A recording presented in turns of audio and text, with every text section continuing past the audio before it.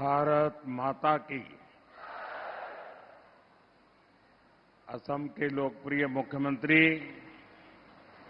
हिमंता बिस्वा शर्मा जी, केंद्रीय मंत्रिमंडल के मेरे सहयोगी सर्बानंद सोनोवाल जी, हरदीप सिंह पुरी जी, असम सरकार के मंत्रीगण, सांसद और विधायकगण और विशाल संख्या में पधारे हुए मेरे भाइयों और बहनों,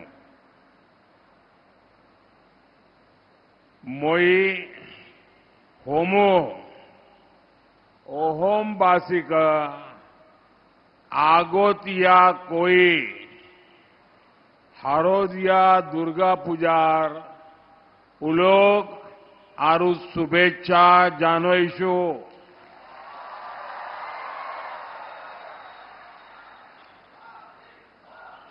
महापुरुष श्रीमंतो हंकर देवोर जन्मोत्सव उपलक्ष्य गुरुजनार प्रति श्रद्धा निवेदन करेशु।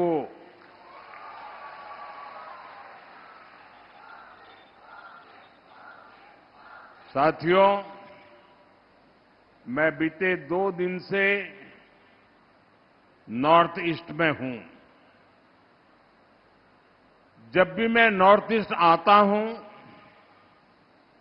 तो अभूतपूर्व स्नेह और आशीर्वाद मिलता है। खास तौर पर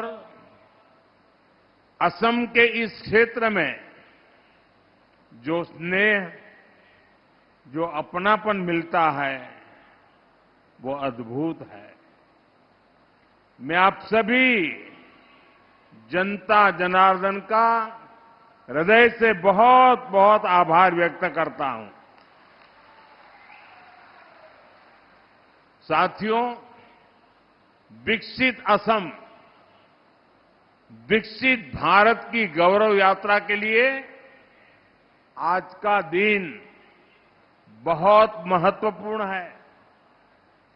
आज करीब 18,000 करोड़ रुपए के प्रोजेक्ट असम को मिले हैं। थोड़ी देर पहले मैं दरांग में था। वहां मुझे कनेक्टिविटी और हेल्थ से जुड़े प्रोजेक्ट की नींव रखने का अवसर मिला है। अब यहां पर एनर्जी सिक्योरिटी से जुड़े प्रोजेक्ट का शिलान्यास और उद्घाटन हुआ है। ये प्रयास विकसित असम का रास्ता और मजबूत करेंगे। साथियों, असम भारत के ऊर्जा सामर्थ्य को बढ़ाने वाली धरती है। यहां से निकले पेट्रोलियम प्रोडक्ट देश के विकास को गति देते हैं। असम की इस ताकत को बीजेपी एनडीए सरकार नई बुलंदी तक पहुंचाने में जुटी है। इस मंच पर आने से पहले मैं पास में ही एक और कार्यक्रम में गया था। वहां बांस से बायो इथेनॉल बनाने वाले आधुनिक प्लांट का उद्घाटन किया गया है। ये असम के लिए बहुत गर्व की बात है। इथेनॉल प्लांट के लोकार्पण के साथ ही आज यहां पॉलीप्रोपिलीन प्लांट का शिलान्यास भी हुआ है। ये प्लांट असम में उद्योगों को बल देंगे, असम के विकास को गति देंगे, किसानों, नौजवानों, सभी के लिए नए अवसर बनाएंगे।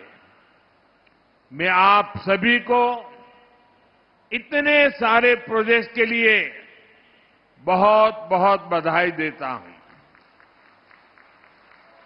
साथियों, आज भारत दुनिया का सबसे तेजी से विकसित होने वाला देश है।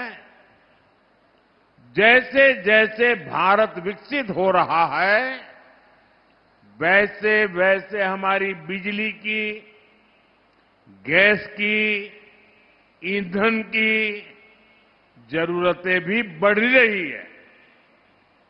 हम इन चीजों के लिए विदेशों पर निर्भर रहे हैं। हम बहुत बड़ी मात्रा में कच्चा तेल और गैस विदेशों से आयात करते हैं और बदले में लाखों करोड़ रुपए हर साल भारत को दूसरे देशों को देना पड़ता है। हमारे पैसों से विदेशों में रोजगार बनते हैं, वहां के लोगों की आमदनी बढ़ती है। इस स्थिति को बदला जाना आवश्यक था। इसलिए भारत अपनी ऊर्जा जरूरतों के लिए आत्मनिर्भर बनने की राह पर चल पड़ा है। साथियों, हम एक तरफ देश में कच्चे तेल और गैस से जुड़े नए भंडार खोज रहे हैं, वहीं दूसरी तरफ ग्रीन एनर्जी के अपने सामर्थ्य को भी बढ़ा रहे हैं। आप सभी ने सुना होगा, इस बार लाल किले से मैंने समुद्र मंथन की घोषणा की है। एक्सपर्ट बताते हैं कि हमारे समुद्र में भी बहुत बड़ी मात्रा में ऑयल एंड गैस के भंडार हो सकते हैं। ये संसाधन देश के काम आए, इनकी तलाश हो, इसके लिए हम national deep water exploration mission शुरू करने जा रहे हैं।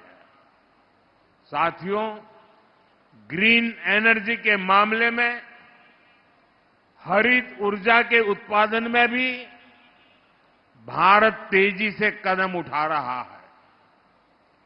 एक दशक पहले भारत सोलर पावर के मामले में बहुत पीछे था, लेकिन आज सोलर पावर के मामले में भारत दुनिया के टॉप 5 देशों में आ गया।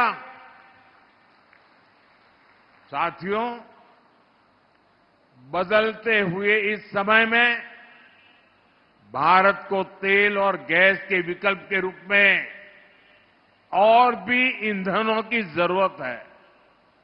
ऐसा ही एक विकल्प है इथेनॉल। आज यहां बांस से इथेनॉल, बाम्बू से इथेनॉल बनाने वाले प्लांट की शुरुआत हुई है। इसका बहुत बड़ा फायदा असम के किसानों को होगा, मेरे ट्राइबल भाई बहन और परिवारों को होगा। साथियों, बायो इथेनॉल प्लांट को चलाने के लिए जरूरी बांस का इंतजाम भी किया जा रहा है। सरकार यहां के किसानों को बांस की खेती करने के लिए मदद देगी और बांस की खरीदी भी करेगी। ये बांस चिपिंग से जुड़ी छोटी छोटी यूनिट्स लगेगी। हर साल करीब करीब 200 करोड़ रुपए इस क्षेत्र में खर्च किए जाएंगे। इस एक प्लांट से यहां के हजारों लोगों को फायदा होगा। साथियों, आज हम बांस से इथेनॉल बनाने जा रहे हैं, लेकिन आपको वो दिन भी भूलना नहीं है जब कांग्रेस की सरकार बांस काटने पर जेल में डाल देती थी। वो बांस जो हमारे आदिवासियों की रोजमर्रा की जिंदगी का हिस्सा है, उसे काटने पर पाबंदी लगी हुई थी। हमारी सरकार ने बैम्बू कटिंग से बैन हटा दिया और आज ये निर्णय नॉर्थ ईस्ट के लोगों को बहुत फायदा पहुंचा रहा है। साथियों, आप सभी अपनी रोजमर्रा की जिंदगी में प्लास्टिक से बनी बहुत सारी चीजें इस्तेमाल करते हैं।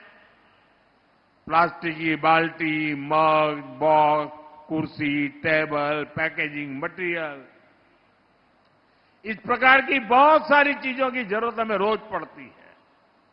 आप जानते हैं, ये सब बनाने के लिए जो चीज चाहिए वो है पॉलीप्रोपाइलीन। पॉलीप्रोपाइलीन के बिना आज के जीवन की कल्पना भी मुश्किल है। इसी से कारपेट, रस्सी, bag, fibre, mask, medical kit, textile, न जाने क्या क्या बनता है। ये गाड़ियों में काम आता है, मेडिकल और खेती के उपकरण बनाने में काम आता है। आज इसी पॉलीप्रोपाइलीन के आधुनिक प्लांट का उपहार असम को मिलेगा, आपको मिलेगा। इस प्लांट से make in Assam, make in India, इसकी नींव मजबूत होने वाली है। यहां दूसरे मैन्युफैक्चरिंग उद्योगों को भी बल मिलेगा। साथियों, जैसे असम गोमोशा के लिए जाना जाता है, एरी और मुगा सिल्क के लिए जाना जाता है, अब इसी तरह असम की पहचान में पॉलीप्रोपाइलीन से बना टेक्सटाइल भी जुड़ने जा रहा है। साथियों, आज हमारा देश आत्मनिर्भर भारत अभियान के लिए परिश्रम की पराकाष्ठा करके दिखा रहा है। असम इस अभियान के प्रमुख केंद्रों में से एक है। मुझे असम के सामर्थ्य पर बहुत भरोसा है, इसलिए असम को हमने बहुत बड़े अभियान के लिए चुना है। और ये अभियान है सेमी कंडक्टर मिशन। असम पर मेरे विश्वास का कारण भी उतना ही बड़ा है। गुलामी के दौर में असम टीकी उतनी पहचान नहीं थी, लेकिन देखते ही देखते असम की मिट्टी और असम के लोगों ने असम टी को ग्लोबल ब्रांड बना दिया। अब नया दौर आया है। भारत को आत्मनिर्भर होने के लिए दो चीजें चाहिए, एक ऊर्जा और दूसरा सेमीकंडक्टर, और असम इसमें बहुत बड़ी भूमिका निभा रहा है। साथियों, आज बैंकों के कार्ड से लेकर मोबाइल फोन, कार, हवाई जहाज और स्पेस मिशन तक हर इलेक्ट्रॉनिक चीज की आत्मा एक छोटी सी इलेक्ट्रॉनिक चिप में समाई जाती है। अगर हमें ये सारे सामान भारत में बनाने हैं तो चिप हमारी होनी चाहिए। इसलिए भारत ने सेमी कंडक्टर मिशन शुरू किया है और इसका बहुत बड़ा आधार आसाम को बनाया है। मोरी गांव में तेजी से सेमीकंडक्टर फैक्ट्री का निर्माण चल रहा है। इस पर 27,000 करोड़ रुपए खर्च किए जा रहे हैं। ये असम के लिए बहुत गर्व की बात है। साथियों, कांग्रेस ने देश में लंबे समय तक शासन किया है। यहां असम में भी कांग्रेस ने कई दशकों तक सरकार चलाई है। लेकिन जब तक कांग्रेस की सरकारें रही, तब तक यहां विकास की रफ्तार भी धीमी रही और विरासत भी संकट में रही। बीजेपी की डबल इंजन सरकार असम की पुरानी पहचान को सशक्त कर रही है और असम को आधुनिक पहचान से भी जोड़ रही है। कांग्रेस ने असम को नॉर्थ ईस्ट को अलगाव दिया, हिंसा दी, विवाद दिए। बीजेपी असम को विकास और विरासत से समृद्ध राज्य बना रही है। ये हमारी सरकार है जिसने असमिया भाषा को क्लासिकल लैंग्वेज का दर्जा दिया। मुझे खुशी है कि असम की बीजेपी सरकार नई नेशनल एजुकेशन पॉलिसी को भी तेजी से लागू कर रही है।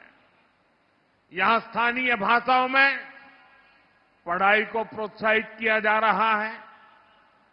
साथियों, कांग्रेस ने नॉर्थ ईस्ट के, असम के महान सपूतों को भी कभी सही सम्मान नहीं दिया।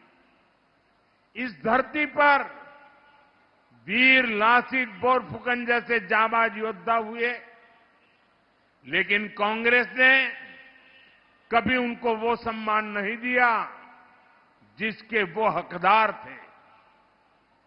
हमारी सरकार ने लासित बोरफुकन की विरासत को सम्मान दिया।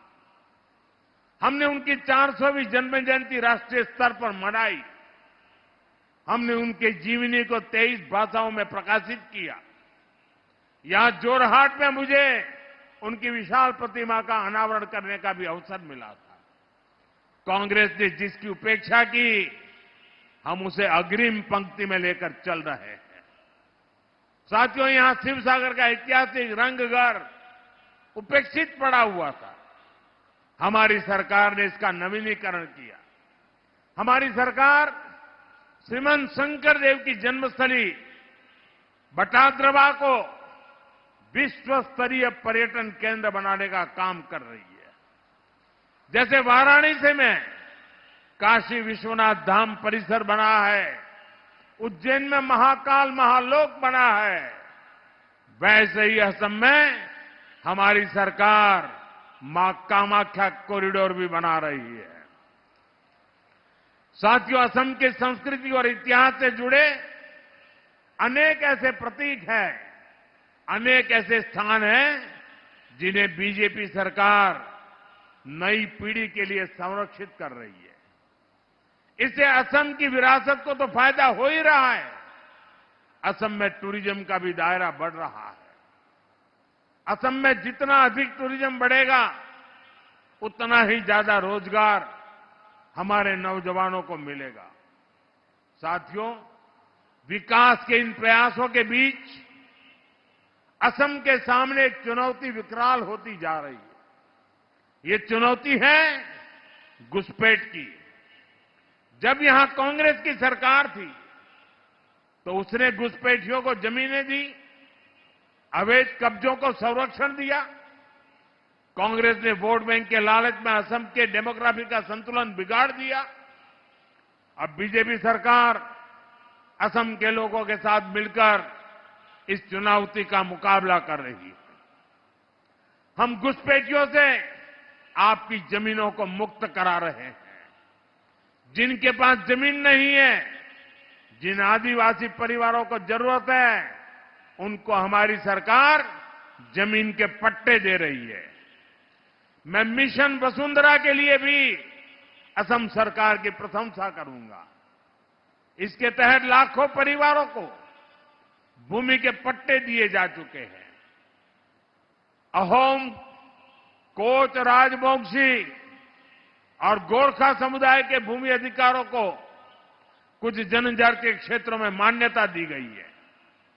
उनको संरक्षित वर्गों की सूची में शामिल किया गया है। जनजातीय समाज के साथ जो ऐतिहासिक अन्याय हुआ है, बीजेपी उसको ठीक करने में पूरी प्रतिबद्धता से जुटी है। साथियों, बीजेपी सरकार के विकास का एक ही मंत्र है, वो मंत्र है नागरिक देवो भव।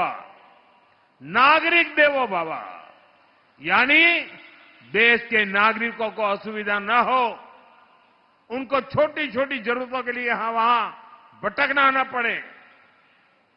लंबे समय तक कांग्रेस के शासनकाल में गरीबों को तरसाया गया, ठुकराया गया, क्योंकि कांग्रेस का काम एक वर्ग के तुष्टीकरण से हो जाता था, उनको सत्ता मिल जाती थी। लेकिन बीजेपी तुष्टीकरण नहीं, संतुष्टीकरण पर जोर देती है। कोई भी गरीब, कोई भी इलाका पीछे न रहे, इस भाव से हम काम कर रहे हैं। आज असम में गरीबों के पक्के घर बनाने का काम भी तेजी से आगे बढ़ रहा है। अभी तक असम में 20 लाख से अधिक पक्के घर गरीबों को मिल चुके हैं। घर घर नल से जल पहुंचाने का काम भी असम में तेज गति से चल रहा है। साथियों, भाजपा सरकार की गरीब कल्याण की योजनाओं का लाभ यहां चाय बागानों में काम करने वाले बड़े भाई और बहनों को भी हो रहा है। चाह श्रमिकों का हित हमारी प्राथमिकता है। सरकार द्वारा टी गार्डन में काम करने वाली महिलाओं और बच्चों को मदद दी जा रही है। महिलाओं के स्वास्थ्य, बच्चों की शिक्षा पर हमारा बहुत जोर है। यहां माता मृत्यु दर और शिशु मृत्यु दर को कम से कम करने के लिए भी सरकार योजनाएं चला रही है। कांग्रेस के समय में टी गार्डन वर्कर्स को टी कंपनियों के मैनेजमेंट के भरोसे छोड़ दिया गया था, लेकिन भाजपा सरकार उनके घरों में बिजली कनेक्शन की, घर में पानी की, उनके स्वास्थ्य की चिंता कर रही है। इन योजनाओं पर करोड़ों रुपए खर्च किए जा रहे हैं। साथियों, असम के विकास का नया दौर शुरू हो चुका है। असम ट्रेड और टूरिज्म का बड़ा सेंटर बनेगा। हम मिलकर विकसित असम बनाएंगे, विकसित भारत बनाएंगे। एक बार फिर आप सभी को विकास की परियोजनाओं के लिए अनेक अनेक शुभकामनाएं देता हूं। मेरे साथ बोलिए, भारत माता की। हाथ ऊपर करके पूरी ताकत से आवाज दीजिए, भारत माता की, भारत माता की, भारत माता की। बहुत बहुत धन्यवाद।